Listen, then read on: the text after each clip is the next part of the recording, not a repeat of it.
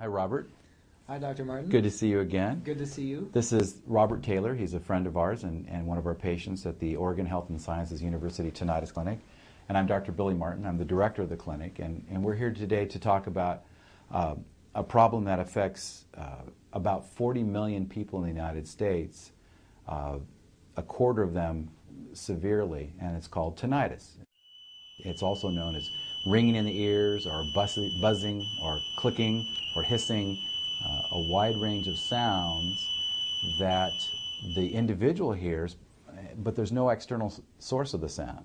So the strange thing about tinnitus is you may hear it, and nobody else can hear it.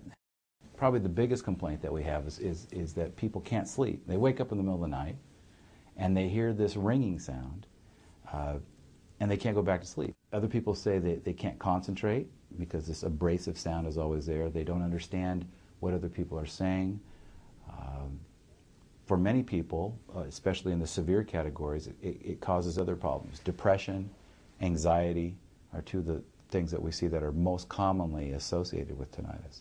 Robert, you came in as a patient a couple of years ago. Yes. And why did you come to the clinic? What was going on? Well, I was just having a very, very difficult time. The sounds in my head, in my ears, which was hissing, sort of it was driving me crazy. I couldn't sleep. All I could think about was, oh my God, am I losing my hearing? Am I going to be able to continue being a professional musician? Am I going to have to make a major career change? What's going to happen? Anxiety was what was happening. Now what is tinnitus? Where does it come from? That's an interesting problem. If we were to look at what the stereocilia look like in the cochlea, this is an electron microscopic picture of a cutaway, and these are the stereocilia from one row of inner hair cells, and these are 3 rows of outer hair cells within the cochlea, and these are wrapped around that snail. And what you see down here are supporting cells that hold this all in place.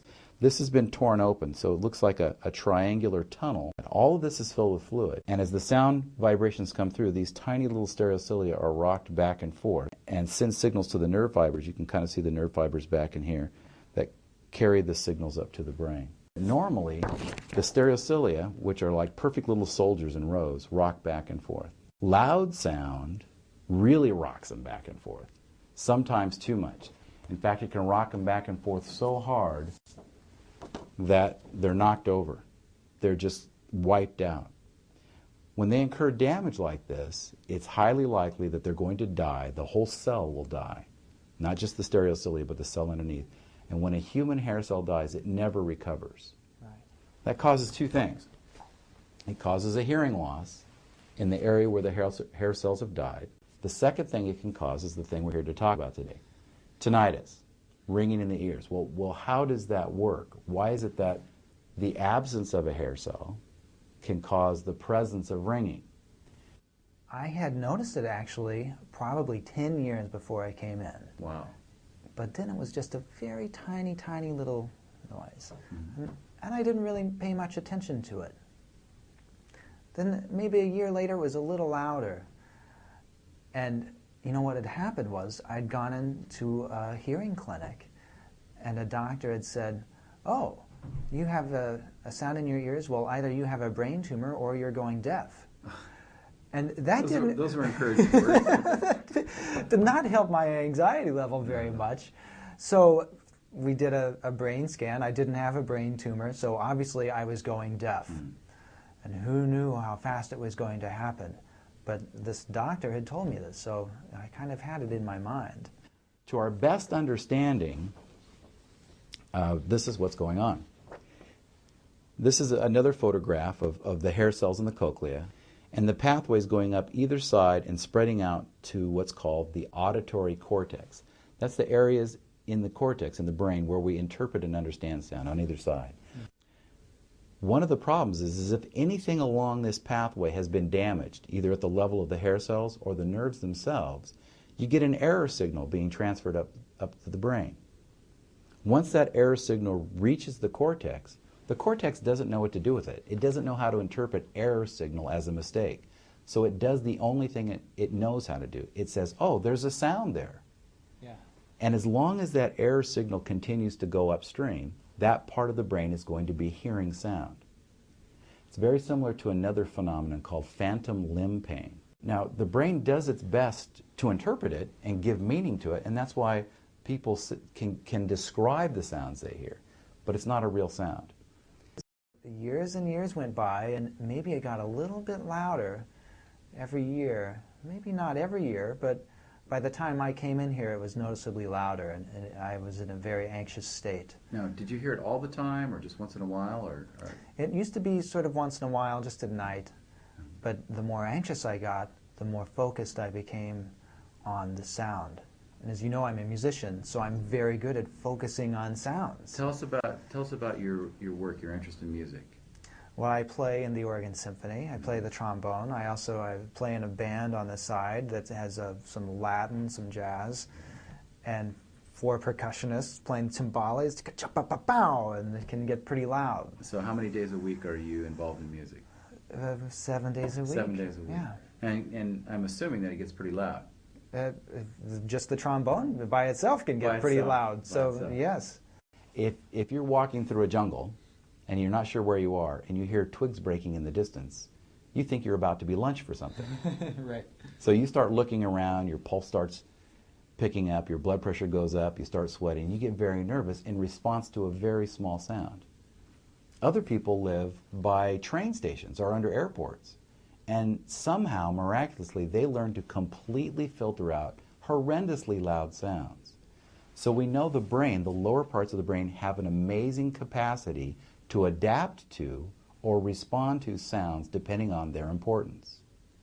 In tinnitus, if someone gets it and it's new and it's abrasive and they're nervous, that's a bad combination. Right. It can take a very, very, very small signal and make it seem extremely loud. And I remember when you first came to us, you were nervous. I was in a mess. You were a mess. You were nervous. And what was going on then at that time was that this relatively small sound had become the center of your attention.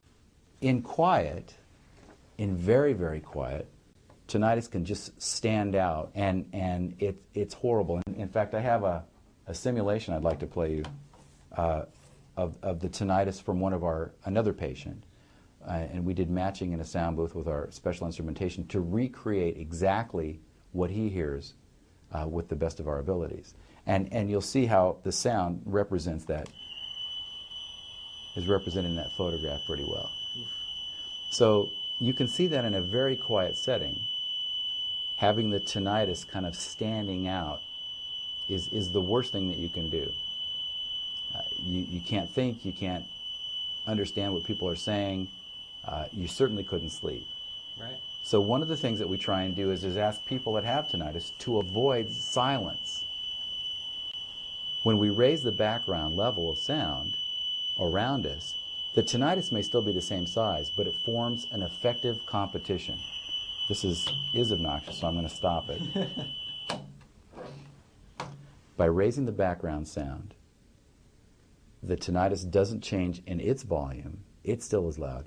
But there are other things to attract your attention, to fill your mind, to keep you occupied and busy.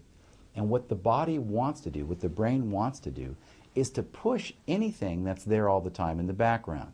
In this room we have a ventilation fan. And when we talk about it, we can all hear it. But during our earlier conversations, I wasn't aware of it. But the brain has determined that it's not important and has the ability to completely filter that sensation out. In our management of tinnitus, we try and create situations for patients that allow the brain to completely screen out the tinnitus.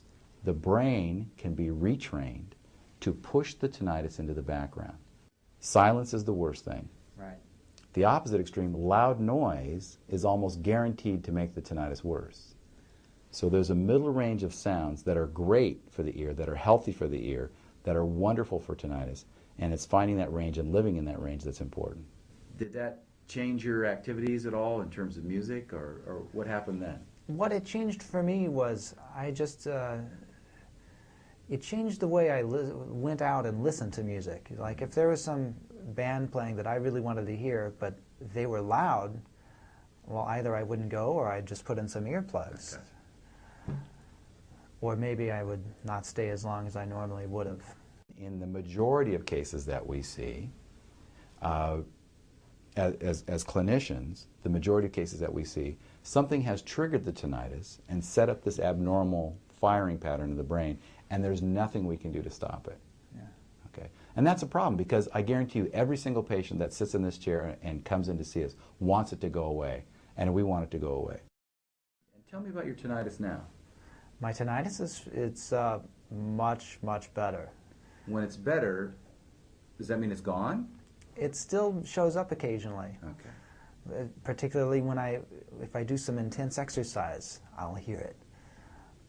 But during the day at work, does it interfere with your performing in music at all? No, it's not at all. How about your sleep?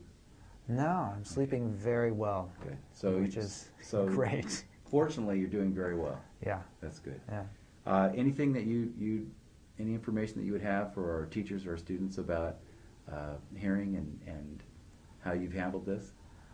Boy, what I would say is if anybody thinks they're in a situation that's too loud for them, do something. Don't sit there and look at everybody else and say, well, they're not wearing earplugs, so maybe I should just be okay in this situation.